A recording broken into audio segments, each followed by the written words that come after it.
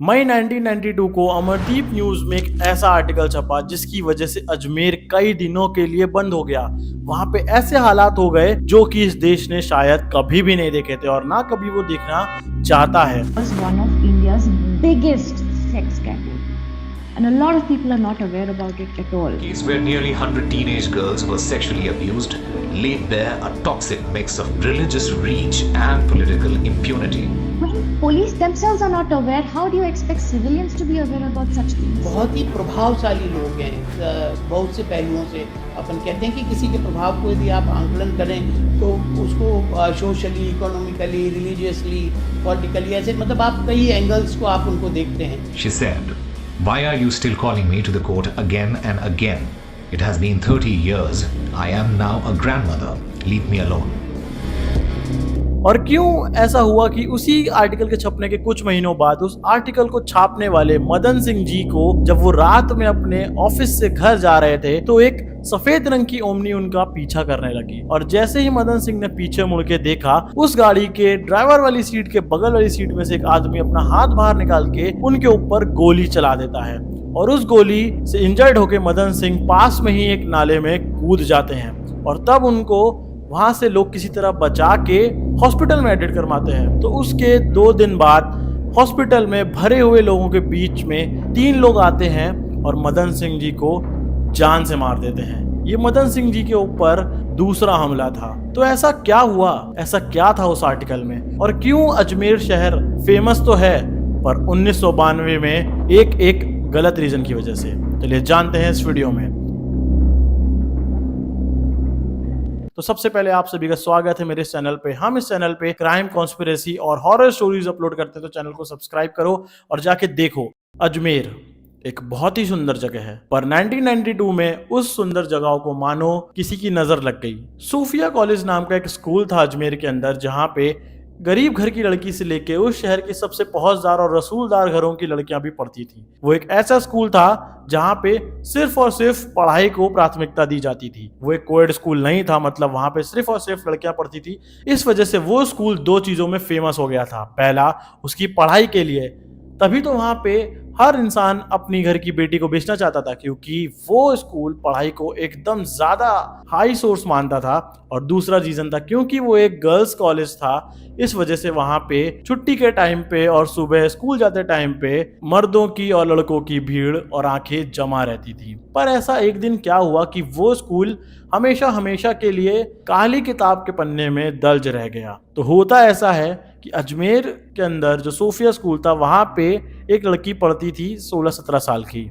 और वो एक दिन सोहेल चिश्ती नाम के लड़के से मिलती है और वो दोनों आपस में मिलना जुलना शुरू कर देते हैं। पर एक दिन सोहेल चिश्ती उसको अपने प्यार की बात का इजहार करता है और वो लड़की भी कहीं ना कहीं उससे थोड़ी सी कनेक्टेड होती है। तो वो लोग स्कूल के बाद मिलने जाते हैं। पर तभी जो सोहेल है वो उस लड़की से बोलता है कि I want to make love with you, और वो लड़की भी हाँ कर देती है और उन लोग के बीच में कुछ ऐसा हो जाता है जिसकी वजह से अब उस लड़की की और उसके साथ साथ लगभग 300 से ज्यादा लड़कियों की जिंदगी बदलने वाली थी।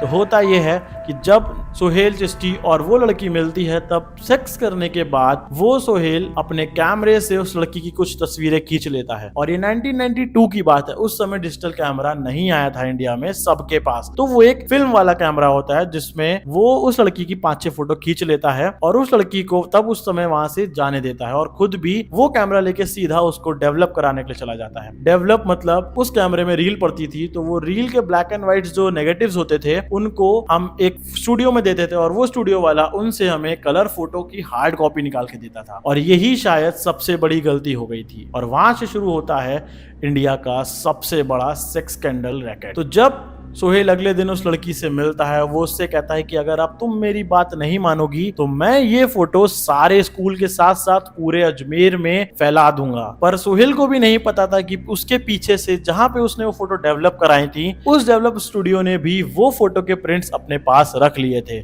और उनको पता था कि वो किस लड़की की है और वो कहाँ की पड़ती है। तो सोहेल और वो फोटो स्टूडियो वाला अब उस लड़की का फायदा उठाना शुरू कर देता है। तो एक दिन सोहेल बोलता है कि तुम अपने किसी दोस्त को लेके आओ मेरे साथ मेरे पास, ताकि मैं उसका भी इस्तेमाल वैसे ही करूं, वरना मैं तुम्हारी फोटोज वायरल कर दूंगा। और ये डर के मारे वो लड़की अपनी एक दोस्त को वहां पे लेके आती है और सोहेल भी अपने साथ अपने 2 और चिश्ती दोस्तों को लेके आता है जिनका नाम आपको स्क्रीन पे दिख रहा होगा। और वो तीनों लोग मिलके उस नई लड़की के साथ भी दुष्कर्म करते हैं और सेम उसकी भी फोटो खींच के वो उसको ब्लैकमेल करते हैं। और ऐसा किस्सा बढ़ता चला जाता है कि जहां पे हर एक नई विक्टिम को शिकार बना के लाती है और उसकी ये लोग फोटो खींचते थे और उसको ब्लैकमेल करते थे ताकि वो लड़की फिर से जाए स्कूल और लेके आए। और ऐसा धीरे धीरे करते करते पूरा सोफिया कॉलेज इनके चंगुल में आ जाता है। कुछ ही लड़कियां होंगी जो इनसे बची थी शायद, या फिर मुझे लगता है कि वो उस स्कूल के पूरे आंकड़ों को पार कर दिया होगा। जबकि अगर आप आर्टिकल में पढ़ोगे तो आपको ज्यादा मिलेगा नहीं, बट लगभग 250 से 300 लड़कियां इसकी शिकार हुई थी।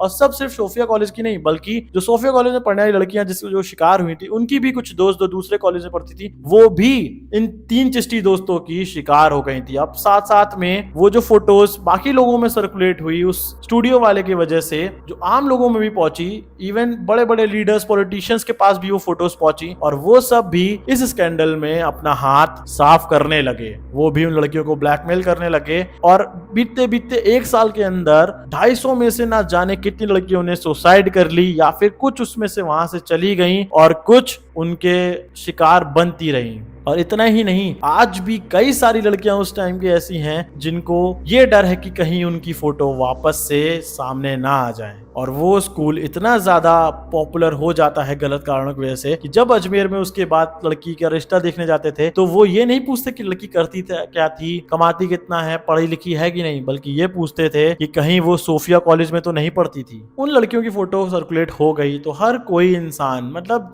सूरज की लाइट के नीचे जो भी इंसान था जिसके पास वो फोटो थी, वो उन लड़कियों को यूज कर रहे थे, उनके साथ दुष्कर्म कर रहे थे। काफी लड़कियों ने सुसाइड कर ली थी। पर तभी ये फोटोज घूमते फिरते एक फोटोग्राफर और उसके दोस्त के पास पहुंचती है, और वो फोटोग्राफर और कोई नहीं बल्कि मदन सिंह होते हैं, जो अमर ज्योति न्यूज़पेपर में काम कर रहे होते हैं। पर जब वो ये देखते हैं कि उनका दोस्त, जो कि खुद एक ऐसा इंसान है एक न्यूज के प्रोफेशन में जहां पे हमें सच्चाई दिखानी चाहिए, उस जगह पे ना होके वो खुद ये कह रहे हैं कि चलो हम भी उन लड़कियों का फायदा उठाते हैं, तब मदन सिंह जी ने अपनी गट फीलिंग को ऊपर रखते हुए अपनी बहादुरी से मई में वो आर्टिकल अमर ज्योति न्यूज में प्रिंट कर देते हैं उन रियल कल्प्रिट्स के चेहरे के साथ। और उसी के अगले दिन पूरा अजमेर मानो बंद हो जाता है, क्योंकि जो चिश्ती दोस्त होते हैं उसमें से जो सोहेल होता है वो एक बहुत ही ज्यादा इन्फ्लुएंशियल और पावरफुल फैमिली से बिलोंग करता है। इवन अजमेर में आज भी उनका नाम काफी ज्यादा फेमस है, और इस स्कैंडल की शुरुआत करने वाला आदमी वही था। जब एक दिन मदन सिंह जी अपने ऑफिस से अपने घर जा रहे होते हैं तो उनके पीछे पीछे एक व्हाइट कलर की ओमनी पीछा करने लगती है, और जब वो पीछे मुड़ के काफी बार देखते हैं तब एकदम से एक आदमी उनको गोली चलाता है और वो गोली उनके कूल्हे पे लग जाती है। और तब दर्द के मारे लड़खड़ाते हुए मदन सिंह जी अपनी जान बचाने के लिए पास के ही नाले में कूद जाते हैं। अब ये उनका लक था या कुछ था, पर किसी न किसी की आवाज से वहां पे लोग आ जाते हैं और वो चारों लोग ओमनी के अंदर बैठे हुए लोग वहां से भाग जाते हैं। पर शायद मदन सिंह जी की बहादुरी उनको काफी भारी पड़ने वाली थी, क्योंकि उसी के 2 दिन बाद जब वो हॉस्पिटल में एडमिट होते हैं तो वो लोग वापस से उनमें से 3 हॉस्पिटल पहुंचते हैं। इवन बाहर गार्ड भी होता है, पुलिस वाला भी होता है, डॉक्टर्स भी होते हैं, पेशेंट्स भी होते हैं, पर तब भी ना जाने कैसे वो मदन सिंह जी को मौत के घाट उतार देते हैं। और यहाँ पे एक लौता ऐसा आदमी जिसने उस केस को बस्ट किया था, वो आदमी इस दुनिया से चला जाता है। और धीरे धीरे वो लड़कियां भी हैं वो या तो कम होने लगती हैं, या वो शहर छोड़ने लगती हैं, या फिर उनमें से बहुत सारी सुसाइड करने लगती हैं। पर मुट्ठी भरी लड़कियां बचती हैं जो बहादुरी से इस केस को लड़ती हैं,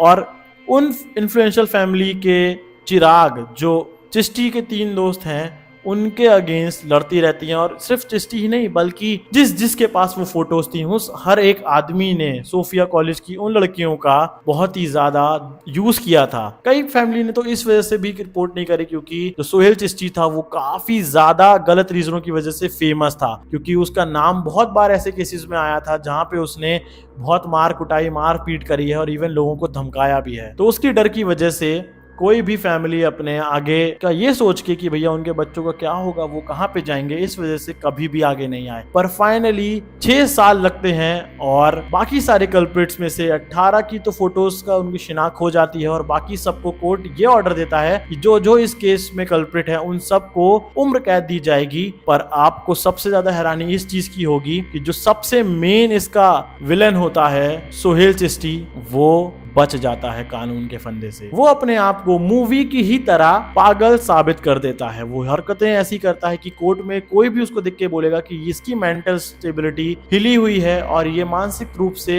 स्वस्थ नहीं है, और कोर्ट भी ये बात सुनते हुए उसको आजाद कर देती है। और यही नहीं, जितने भी बाकी कल्प्रिट्स थे उसमें से भी कईयों की सजाएं 10-10 साल की कर दी गई सिर्फ उम्र कैद से, और बाकी सारे लोग भी जो हैं वो जेल से बेल लेके बाहर आ गए थे। पर क्या हुआ उन लड़कियों का? आज भी वो लड़कियां कहाँ हैं, या फिर हैं तो कैसा जीवन जी रही हैं? और इतना बड़ा केस हो गया अजमेर में, जिसपे जब हम अगर पुराना बात करें तो कोई भी हमें ऐसा वीडियो, आर्टिकल या फिर कुछ इतना ज्यादा ठोस नहीं मिलेगा। और जब भी वहां पे भी, जब उस टाइम पे ये प्रोटेस्ट बाहर निकला था, तब भी जो वहाँ के लीडर्स थे उन्होंने कुछ और नहीं बल्कि हिंदू मुस्लिम और अपनी खुद की राजनीतिक रोटी ही सेकी थी, क्योंकि जो सोहेल थे वो एक मुस्लिम थे और बाकी जो सोफिया कॉलेज की लड़कियां थी उसमें से अधिकतर लड़कियां हिंदू थीं। और अजमेर एक ऐसा फ्रेजाइल एरिया था जहां पे बहुत सारे दंगे हो सकते थे। इस वजह से उस टाइम की गवर्नमेंट ने और सारे रूल्स एंड रेगुलेशंस ने इस केस को कभी किसी के सामने आने ही नहीं दिया। हैरान की बात यह है कि आज भी उनमें से कई सारी लड़कियों को इंतजार है अपने